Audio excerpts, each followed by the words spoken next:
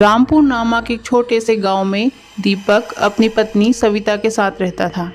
वह एक ऑफिस में काम करता था और सविता घर पर ही रह के अपना काम किया करती थी। सविता घर पर अकेली रहकर बोर होने लगी। तभी वह एक दिन अपने पति से बोलती है, जी मुझे एक छोटा पप्पी दिलवा दो ना। मुझे एक पप्पी रखने का बचपन से बहुत शौक है।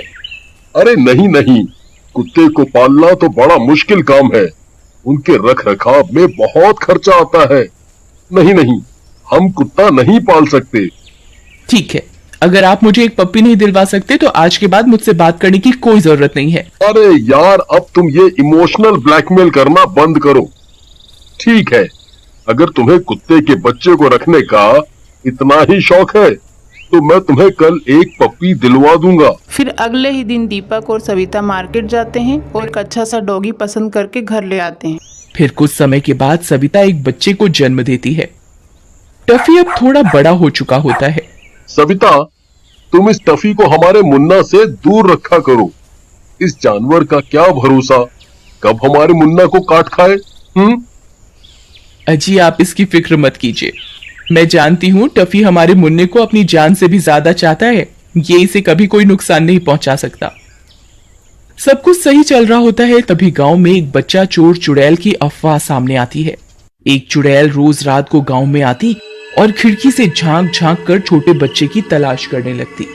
एक रात वह चुड़ैल छोटे बच्चे की तलाश में सूंघते सूंघते दीपक के घर पहुंच जाती है और खिड़की से झांकने लगती है।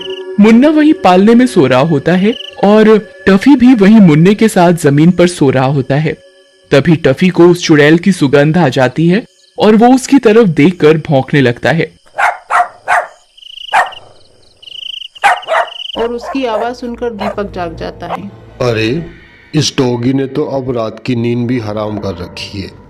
फिर दीपक गुस्से में डॉगी को खींचते हुए बाहर पेड़ से बांध देता है और घर में आकर सो जाता है। अरे वाह, इसने तो मेरा काम आसान कर दिया। फिर वो चुड़ैल मुन्ना को उठा लेती है और अपने साथ ले जाती है। टफी को इस बात का एहसास हो जाता है और वो जोर जोर से भौंकने लगता है, लेकिन वो चुड़ैल मुन्ना को वहां से ले जाती है। फिर टफी के लगातार भौंकने की वजह से उन दोनों की नींद खुल जाती है। तभी सविता की नजर पालने पर पड़ती है। मुन्ना वहां नहीं होता। ये देखकर उसकी आंखें फटी की फटी रह जाती हैं। अच्छा, मुन्ना पालने में नहीं है, उसे कौन ले गया? फिर वो दोनों घर से बाहर निकलकर उसे हर जगह ढूंढने लगते हैं। मुन्ना, मुन्ना तुम कहाँ हो? हे भगवान, मेरे मुन्ना को कौन ले गया? दोनों की चीख पुकार सुनकर गांव वालों की भीड़ भी इकट्ठा हो जाती है। क्या हुआ? भाई, हमारे मुन्ना को कोई उठाकर ले गया है। अरे भाई, वो देखो, उल्टे पैरों के निशान। ये जरूर उस चुड़ैल का ही काम है। फिर गांव वाले उन पैरों के निशान की तरफ जाने लगते हैं। इधर वह चुड़ैल भी उस बच्चे को लेकर रेलवे ट्रैक के बीचों बीच रख देती है। अब मैं तेरी बलि इसी रेलवे ट्रैक पर दूंगी जहां मैंने अपना बच्चा खोया था। तेरी बलि देते मेरा बच्चा फिर से जिंदा हो जाएगा। वहाँ चुड़ैल बच्चे को ट्रैक पर रखकर एक पेड़ के पास जाकर ट्रेन आने का इंतजार करने लगती है। इधर गांव वाले भी बच्चे को ढूंढते हुए परेशान हो गए थे, लेकिन उन्हें कोई सफलता हाथ नहीं लगती। वही टफी भी पेड़ से बंधा हुआ भौंक रहा होता है। उसे कहीं न कहीं एहसास हो जाता है कि मुन्ना की जान खतरे में है। वहीं दूसरी तरफ ट्रेन भी अपनी रफ्तार से मुन्ना की ओर बढ़ रही होती है। तभी टफी रस्सी को तोड़ने की कोशिश करने लगता है और रस्सी टूट जाती है और टफी मुन्ना को सूंघता हुआ सीधा उसकी ओर दौड़ पड़ता है। अरे, ये तो टफी है। ये कहाँ दौड़ा जा रहा है? अरे दीपक भाई, इस कुत्ते के पीछे पीछे चलो, यहाँ बच्चे को सूंघ सकता है।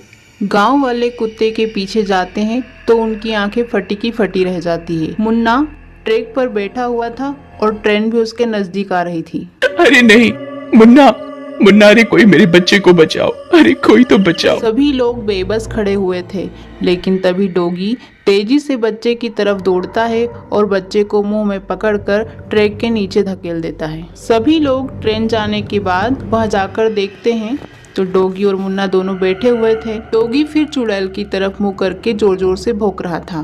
तभी गांव वालों की नजर उस चुड़ैल पर पड़ती है और फिर गांव वाले तांत्रिक को बुलाकर उसे बोतल में बंद करवा देते हैं और एक बार फिर बेजुबान जानवर ने बच्चे को बचाया। यहाँ देखकर दीपक भी अब सविता की तरह ही डॉगी को प्यार करने लगा था। इस तरह की कहानियों के लिए आप हमारे चैनल को लाइक और सब्सक्राइब जरूर करें।